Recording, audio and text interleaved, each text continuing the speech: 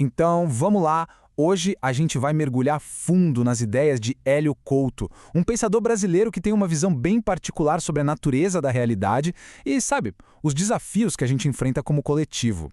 A ideia aqui é ir direto na fonte e tentar entender esse raciocínio.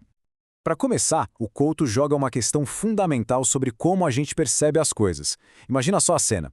Um time de futebol que está numa maré de azar, só perdendo. Aí trocam o técnico. O time é o mesmo, os jogadores são os mesmos, mas de repente eles começam a ganhar. A pergunta que fica é, o que mudou de verdade? Aparentemente só a maneira de interpretar aquela mesma realidade. Pois é, e para esse fenômeno ele dá um nome: dissonância cognitiva. Basicamente é quando a gente olha para uma coisa, ouve algo, mas os nossos filtros, as nossas crenças fazem a gente entender algo totalmente diferente. E segundo Couto, isso não é pouca coisa não. Ele diz que esse é um dos problemas mais sérios que impactam, assim, tudo na nossa vida, desde o trabalho até os nossos relacionamentos. Ok, mas de onde vem essa dissonância toda? Para tentar explicar a origem disso, o Couto olha para os limites da própria ciência. E ele não pega leve, ele vai buscar uma citação de ninguém menos que Niels Bohr, um dos pais da mecânica quântica. A frase é potente. A física, com todo o seu poder, estuda os fenômenos, mas não a realidade fundamental que está por trás de tudo. E é aqui que o pensamento dele se divide em dois campos bem claros. De um lado, a gente tem a física. É ela que estuda o que a gente pode ver, medir, tocar. É o que nos dá a tecnologia, o iPod, a bomba atômica. Mas do outro lado, tem a metafísica. E o objetivo dela é completamente outro. É tentar entender essa tal realidade última, aquilo que ele chama de o todo, o uno. Certo. E para explicar como essa realidade metafísica funciona na prática, de um jeito que a gente possa entender, o Couto lança a mão de uma metáfora, e é uma metáfora bem poderosa. É a famosa história do vaso chinês. Pensa o seguinte: alguém, sem querer, quebra um vaso raríssimo, uma peça de museu de valor incalculável. A pessoa fica arrasada, pede desculpas e o dono do vaso, de coração, perdoa. Tudo certo, né? Não exatamente. O ponto central do Couto é que o perdão, embora importante, não conserta o vaso. A consequência do ato prejuízo, a tal dívida kármica, ela continua existindo. Ela precisa, de alguma forma, ser paga. Ok, um vaso quebrado é uma coisa. Mas aí vem a pergunta de $1 milhão. Como é que essas dívidas individuais, somadas, se parecem no mundo real? Como essa conta, que segundo Hélio Couto a gente não paga, se manifesta em escala global nos grandes problemas que a gente vê todo dia no noticiário? E a resposta dele é direta e, olha, bem forte. Ele argumenta que as nossas maiores crises, sabe, a crise social, a ambiental, a financeira, nada disso são problemas separados. Na visão dele, são só sintomas diferentes da mesma doença. São a manifestação de uma conta gigantesca, uma dívida coletiva que a humanidade simplesmente empurra com a barriga e ainda não pagou. E para mostrar que esse modelo não se sustenta, ele traz um dado que é de cair o queixo. Pensa só, a China, sozinha, consome metade de todo o cimento produzido no mundo.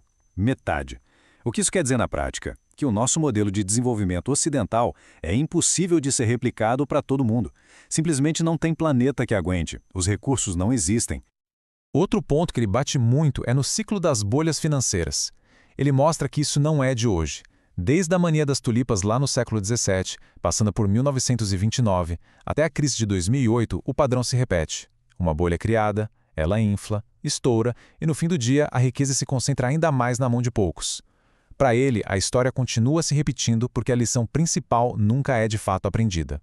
Isso nos leva a uma analogia que ele usa que é sinceramente genial para ilustrar o que ele chama de cegueira geracional. Imagina um pescador de 20 anos. Para ele, as 5 espécies de peixe que ainda existem ali são o normal, é o que ele sempre viu. Ele não faz ideia de que gerações atrás existiam 200 espécies. Ele aceita aquela realidade empobrecida como a única realidade possível porque ele não tem memória do que foi perdido. Certo, então a gente falou de dívida, de crises, de cegueira, mas o que amarra tudo isso junto? O que conecta todos esses pontos? Segundo o raciocínio de Hélio Couto, tudo isso, absolutamente tudo, vem de um único erro fundamental na consciência humana. E aqui a gente chega no coração do argumento dele. O problema central, a raiz de tudo, para ele, é a nossa falha em reconhecer o que ele chama de centelha divina. Que ideia é essa? É a crença de que um pedacinho do todo, de Deus, do Criador, chame como quiser, existe igualmente dentro de cada ser humano, sem nenhuma exceção. A lógica dele é a seguinte: se essa divindade que a gente compartilha fosse de verdade reconhecida por todo mundo, coisas como escravidão, exploração ou deixar o outro passar fome do outro lado de uma cerca, tudo isso se tornaria psicologicamente impossível. Simplesmente não daria para fazer com o outro algo que no fundo se estaria fazendo contra a mesma centelha divina que existe em si mesmo. Então, se problema é esse, qual é a solução? Bom, para ele, o caminho é duplo. E está resumido naquela máxima antiga: ora, elabora, reze e trabalhe. Ora, o primeiro passo significa se conectar com essa realidade maior, com o todo. Elabora, o segundo passo, é o trabalho. Mas não é qualquer trabalho. É um trabalho constante, incansável, sem parar, para fazer o bem para os outros na maior escala que for possível, até o seu limite, sabe? No limite absoluto da sua força. E no fim das contas, toda essa análise nos deixa com uma pergunta. E é uma pergunta que fica ecoando: se o mundo que a gente vive é mesmo um espelho dessa conta coletiva, se ele é o nosso vaso chinês quebrado, a questão que fica é: qual é a parte dessa dívida que nós, como sociedade, estamos ativamente escolhendo ignorar? É uma reflexão em tanto para se fazer.